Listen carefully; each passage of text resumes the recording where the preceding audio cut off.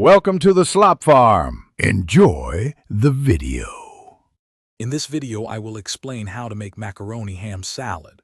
First, ensure you have all your ingredients prepped and measured. You will need 2 cups of cooked elbow macaroni, 1 cup of diced cooked ham, and 1/4 cup of finely chopped celery.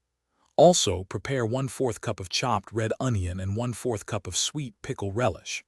For the dressing, gather 1/2 cup of mayonnaise, 1 tablespoon of yellow mustard, and 1 teaspoon of sugar. Once your macaroni is cooked al dente, drain it thoroughly and rinse it under cold water. This step is crucial for preventing the macaroni from becoming mushy and helps cool it quickly. In a spacious mixing bowl, gently combine the cooled elbow macaroni with your diced ham, chopped celery, and red onion. Add the sweet pickle relish to this mixture as well, ensuring everything is evenly distributed before moving to the next step. Now, let's create that delicious dressing. In a separate small bowl, whisk together 1/2 cup of mayonnaise and 1 tablespoon of yellow mustard until smooth. Stir in 1 teaspoon of sugar, 1/4 teaspoon of salt, and 1/8 teaspoon of black pepper. Once the dressing is well combined, pour it over your macaroni and ham mixture.